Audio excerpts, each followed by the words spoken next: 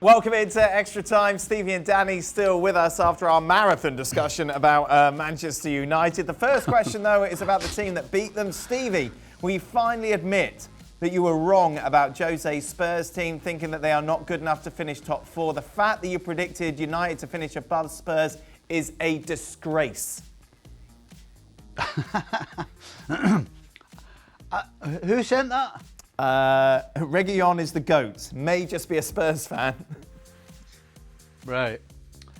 I don't know whether they noticed, but they were playing against 10 men for a bit, 70 minutes? I would expect them to win handsomely, playing against 10 men. I bet he was saying that after 30 seconds when Sanchez did his usual and brought down Martial. Yeah, but they were good. They were good before. They were good at 2-1 as well, Stevie, to be fair. Aye. Well, yeah, but come on, Dan. I mean, horrendous defending, otherwise they don't score. Don't get me wrong, they played some good football, and they did, yeah, but they've been less than flowing and stellar this year themselves. Well, would you like to change your mind, Stevie?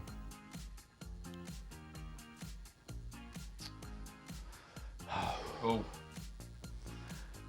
Well, it's tight because there's not much in it, in my opinion, between the two sides.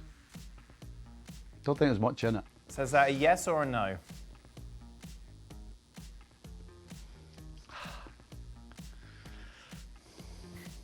I'm going to say yes. You change your mind. Spurs will because finish. I'll tell you what. I'm going to say yes, and I'll tell you why. Because if nothing else, right, Mourinho somehow will tighten Spurs up. I'm not so sure all he knows how to tighten Man United up. So there you go. I've changed my mind. I will go yes. Who finishes higher, Danny? Spurs or United? I think you got to say at the moment, Spurs transfer business has been brilliant. Wow. Reguilon coming in, Bale coming in, and Ndombele, starting to show what he's capable of. You've got Son and you've got Kane and Mourinho as well. They made some great signings. No surprise that they brought a director of football in, and it's helped massively with the signings to bring players in. But yeah, I've got to say at the moment, Tottenham, especially the fact what they've just dealt with. The Europa League, they qualified with that. They've had the League Cup that they've gone through as well. So he's done unbelievably well, Mourinho, and he deserves a lot of credit. And at the moment, 100% I would put them finishing above Manchester United.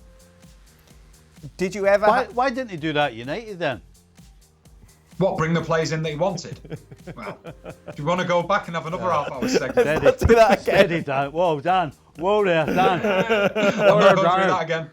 Whoa there, Danny. Okay. Did you ever have a day in your playing careers where everything went wrong for your team in a match, such as what happened to Liverpool? Of course, Liverpool conceding. They were terrible, but they did concede 3 deflected goals. Did you have a game where you just felt everything was against you that comes to mind?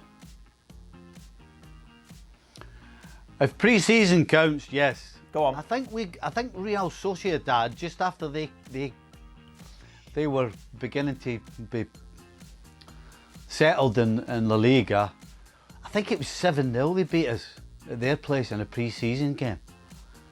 We were absolutely shell-shocked. It was like, what? You just think, what chance have we got this year? Because this team beat us 7-0. But it was pre-season, so we got away with it. Danny? Oh, yeah, I had a few. 7-2. 7-2 at Goodison Park. We started the game brilliantly. We were 4-0 down before we knew it. Wow. Kept chasing the game. I think we had one at Chelsea as well, maybe 7-1 or 7-0. When Chelsea were, they were different class. But yeah, those are the games you've got to come. You go into the dressing room, you hold your hands up, the team, you're getting absolutely, annihilated by a team that's far better than you, and then you try and put things right. But yeah, I'm sure I had a few more of those days than what Stevie did. Yeah, leads us on to our next question. The most goals. I'll tell you what, Dan. The most goals your team ever conceded that you were part Dan. of. Yeah, go on, Stevie. Dan, I just remember. You know why I remember that? Not just because of the 7-0 drubbing, but our goalkeeper, Grobbelaar. Yep. I was sharing a room with him, and outside the window, there was like a ledge that was probably about a foot wide. Right. Was all the way down, because all the boys' rooms were and we were away up on the top floor. And this balloon got out the window and was crawling he went about 20 yards down there, and he must have been about, I don't know what, 150 feet up, and went into one of the other boys' room just to play a prank on him and give him a fright. It was like that. Goodness me. You're no right in the head. No. Who would have thought you'd be the sensible one out of the two? What? That's what Grobble I was like. So the most you conceded in a game, Danny, you mentioned 7. Is it 7? Is that the record? 7. Yeah, could have been a lot more. Stevie? Yeah, 7. Sheffield Wednesday, we got beat by Blackburn 7-3. Didn't you come on as a brought sub? me on at 3-0. Did you come on as a sub in that game? Aye. Yeah. I did. I came on after 30 minutes. We're 3-0 down. Nice. Just to tighten things up. And your biggest win, Stevie, was the 9-0, yeah? Because you got 2 against Palace? Palace, yeah. Yeah, 9-0. Crystal Palace, aye. Danny, your biggest We win? actually beat Fulham. Oh, go on. No, it was over 2 legs, though. It was like a 10-0 or something. Well, that doesn't count, does it? Why'd you bring that up? Danny? No, it wasn't. Fair enough. I think mine was 4, maybe 4 against Newcastle, 4-0. Scored a great free kick as well. Oh, banging on about that all the time. Is Jack Grealish the most creative English player at the moment, Danny? Should he be starting for the national team? Yep, I think he should be. I think what he did at Villa, we talk about players that are performing at the top clubs. He was performing at a club that just fought off relegation, and the way that the start they've had to this season, you can see better players have been brought into the club. He's gone up another level, so yeah, he would be starting for England, in my opinion, at the moment. He's had an unbelievable start to the season, captain of Villa and leading by example, so yeah, 100% I'd have him in the starting 11. Danny, how do you live the last hours of deadline day when you're supposed to sign with a new team? God, I've done this before. I remember it was I was at Sunderland and I was going back to Stoke, and Tony Pulis had got in touch with my agent and said, listen, the deal's nearly done, but I had to wait, and then I had to get on the motorway and then drive back quickly and get things sorted quite quickly. So it can be a little bit topsy-turvy. The morning you're at one club, and then by the evening you're at another club, but that's just part and parcel of playing football and being a footballer, when it goes down to the last minute. Stevie, should Liverpool start Fabinho over Gomez at centre-back from now on? That's yes for those listening on the podcast. I would suggest till things settle down. Yep. How do things settle down?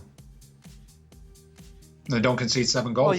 Well, then he's not playing. Yeah, exactly. How does that help? You get some performances down. You get the whole team settled down. And then you start reintroducing Joe Gomez quietly. Stevie, who was the worst on the weekend, Maguire or Trent?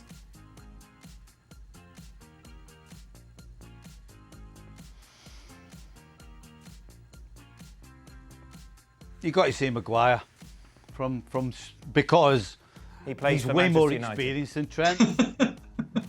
He's way more experienced, and he's the captain. So if there's one guy you have to rely on, it's got to be your captain. And that's partly the reason why he is your captain, because you're getting a level of performance consistently. So I would have to say Maguire. Danny? Yeah, I think when you look at it like that, I've got to agree. The captain, he's the one that needs to lead by example. Trent Alexander-Arnold, still relatively young player. But yeah, I would agree with Stevie on that one. Stevie, better to lose 1 game by giving up 7 goals or lose 7 games by 1 goal? 100% correct. Right, well that's not the answer. As a coach, when I was it's a question. It wasn't a statement. Which option are you going for? Oh, sorry. It's a pity. Who's going to say you'd rather lose 7 in a row by 1? I mean, really? Who's going to say that? Listen, as a coach, there's actually usually a game during the year where just every single thing can go wrong and does go wrong. And so it's also a good excuse, because, you go in the dressing room and some of the younger players, you've got to pick the chin off the floor, they're distraught. So you just go, you know what, lads? Listen, there's always a game, you get 1. Right. And you've just had your game for the season. Let's go home and get started again. Convince him of that. For Stevie, after Villa put 7 past Liverpool, is it time to sack the throwing coach?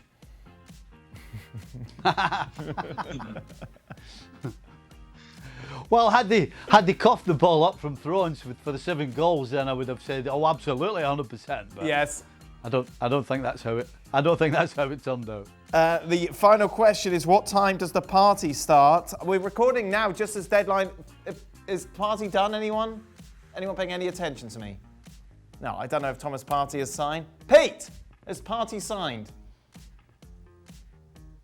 Yes, he says. Is that a good signing, Danny? Yes. Yeah, they've done some great business, Arsenal, and they've needed that defensive midfielder. I think it's an absolutely brilliant sign. I think his buyout clause was something like 45 million as well. Yeah, 45 million. So great signing. Unbelievable signing. That's it. Right, Stevie, go and get those beers out the freezer. Thank you very much, Danny. As always, we'll be back tomorrow for more. Until then, goodbye.